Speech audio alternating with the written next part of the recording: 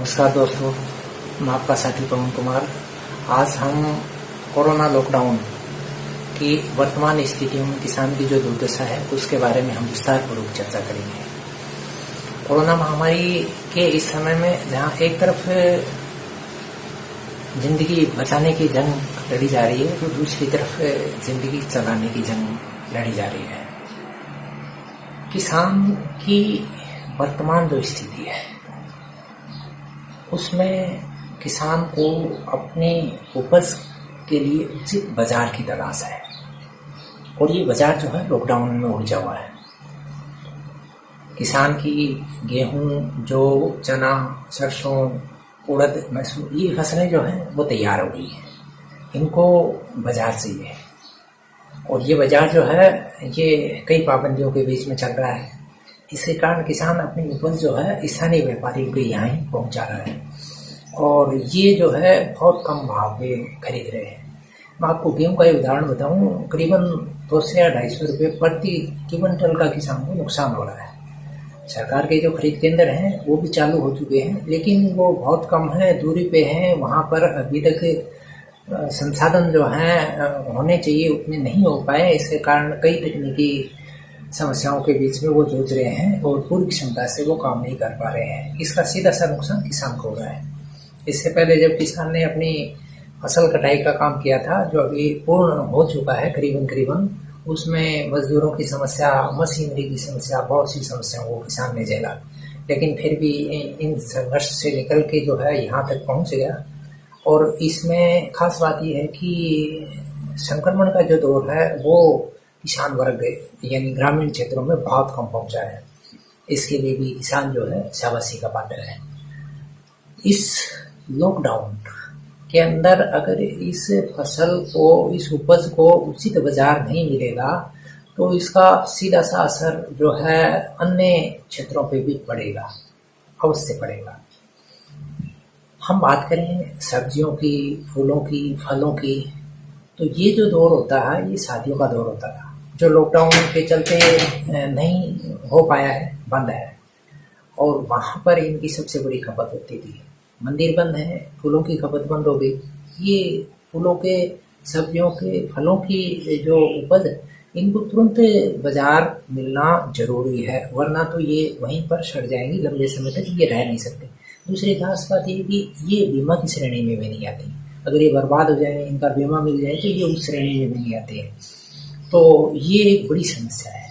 आप ये विचार करते होंगे कि कोई बात नहीं है, महीने भर तक अगर हम कुछ नहीं लेंगे काम में तो कौन सा हमारे सेहत पे असर पड़ जाएगा, लेकिन किसान के लिए ये बहुत गलत होगा क्योंकि किसान का जो प्रोडक्ट बाजार में नहीं पहुंचेगा, किसान के पास सड़ेगा तो किसान की स्थिति दुष्कर हो जाएगी। दूसरी यहाँ पर एक बात और बताना चाहें, क्योंकि ये जो चीज़ है ये चीज़ लंबे क्षेत्रों तक पहुँचेंगी तब ही किसान को उचित भाव मिलेगा, वरना नहीं मिलेगा।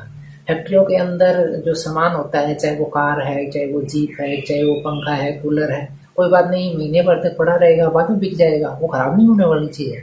लेकिन किसान का जो प्रोडक्ट है उसको तुरंत बाजार चाहिए।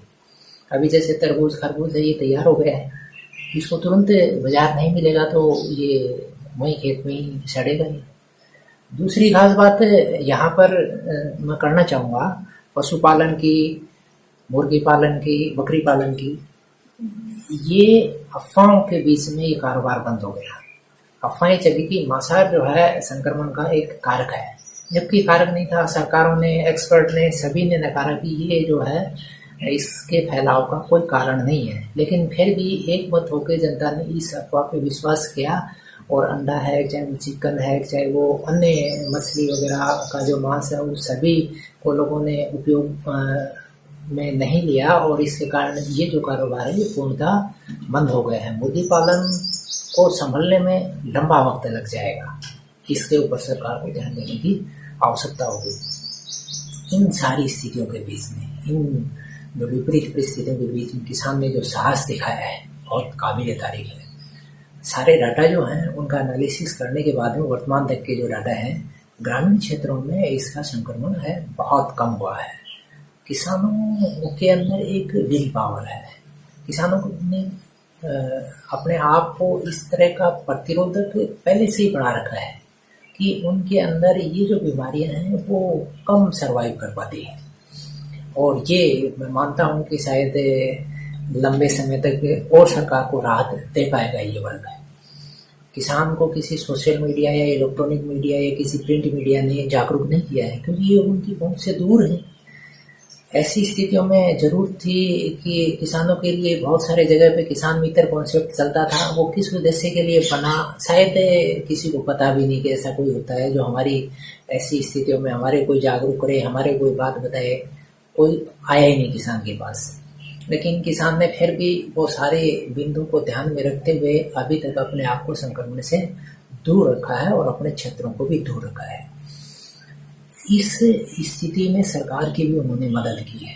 किसानों के पास जो स्प्रे मशीन थी, जो ट्रैक्टरों पे लगी हुई स्प्रे मशीन थी या हाथ वाली जो स्प्रे मशीनें थी, उन स्प्रे मशीनों को प्रशासन को उपलब्ध करवाया। शहरों की गलियां और जो दूसरे ऑफिस हैं उनको सैनिटाइज करने में वो मशीनें काम में आई। सरकार के पास इस तरह के तुरंत संसाधन नहीं थे और किसान के घर जो है वो सैनिटाइज हुए नहीं, ये किसी ने ध्यान ही नहीं दिया होगा इस पे।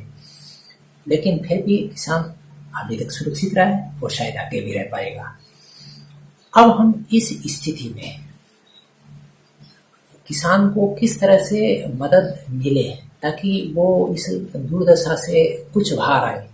ये जो स्थिति है ये अचानक उत्पन्न हुई है। सरकारें अपने किसी भी वर्ग को दुखी नहीं देखना चाहती है, वो खुशहाल देखना चाहती है। लेकिन ये विपदा अचानक आई, प्लान तैयार नहीं थी, तो इसके कारण ये समस्या खड़ी हुई।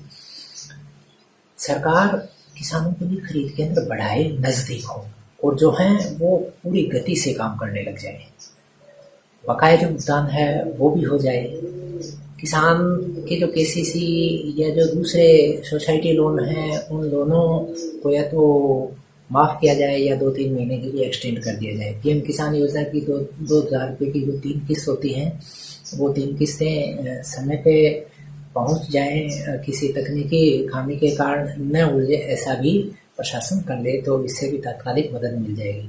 अगली जो फसल अभी कपास की तैयार करनी है उसके लिए बाजार में बीज, कीटनाशक और इनकी कालाबाजारी में हो और ये अपनी गुणवत्ता को बनाए रखे, ऐसा भी सुनिश्चित हो जाए तो किसान को अच्छी राहत मिलेगी। लाइट के जो बिल हैं उनके ऊपर भी विचार करें, या तो वो माफ़ हो जाए या वो 2-3 महीने के लिए एक्सटेंड हो जाए तो बेहतर होगा। कुछ दीर्घकालिक नीतियों पे भी बात करें हम। ये मंडी वाला जो कॉन्सेप्ट है किसान के लिए सबसे अच्छा कॉन्सेप्ट होता है। ये नज़दीक हो और ये ऐसी इनकी वर्किंग हो कि किसान इनको आसानी से समझ लें, क्योंकि किसान को तकनीकी ज्ञान है नहीं और ये हाईटेक हो चुकी है। तो अब किसान को भी हाईटेक करना आपको पड़ेगा, क्योंकि इस विपदा के दौरान हर एक वर्ग हाईटेक होता जा रहा है या सरकारें उसके लिए प्रयास कर रही। लेकिन किसान को भी एक क्लस्टर टाइप बना के और वहाँ पर 2 या 3 किसानों को बनाती जाए हाईटेक, वो उस नॉलेज को सभी तक पहुँचाए। इस तरह की बातों पे भी दीर्घकालिक योजनाओं में शामिल करके करना जरूरी होगा। खेती बाड़ी का जो बजट है उसको रिवाइज करके एक्सटेंड करना होगा कि ये जो ग्रामीण क्षेत्र हैं या जो खेती बाड़ी वाले क्षेत्र हैं उन क्षेत्रों में संसाधन उपलब्ध हो जाए, आधारभूत संसाधन, चाहे एजुकेशन का है, चाहे वो मेडिकल का है, चाहे वो इंफ्रास्ट्रक्चर का है, वो अच्छे हो जाएंगे तो किसान का जो परिवार है उसी परिवेश में अपनी सारी एजुकेशन उनके बच्चे कर लेंगे, इसीलिए उनको बाहर नहीं जाना पड़ेगा। तो ये हो जाएगा तो किसान और बेहतर प्रोडक्ट तैयार कर पाएगा। और आने वाले समय में जिस तरह से साकार की जो डिमांड बढ़ती जाएगी, क्योंकि मांसाहार से लोगों ने दूरी बनानी प्रारंभ कर दी है, साकार पे ध्यान जाएगा तो इसका सीधा सा बोझ किसान के ऊपर जाएगा और किसान इस बोझ को बखूबी झेल ले और उनको उत्तम क्वालिटी के उपज जो है, उत्तम क्वालिटी का खाद्यान्न, उत्तम क्वालिटी के फल, फूल, सब्जियां, ये पहुंचा पाए, इसके लिए सरकारों को विशेष योजना बनानी होगी, क्योंकि आने वाला जो ज़माना है मांसाहार से दूरी बना के शाकाहार की ओर जाएगा। और इसीलिए ग्रामीण परिवेश और किसान इन दोनों के ऊपर बहुत बड़ी योजना बनाने की आवश्यकता होगी। आशा है आप इस वीडियो के माध्यम से किसान की जो वस्तु स्थिति है उसको समझ पाए होंगे। धन्यवाद। हम आपसे पुनः मुखातिब होंगे कोरोना से संबंधित किसी दूसरे फील्ड को लेकर।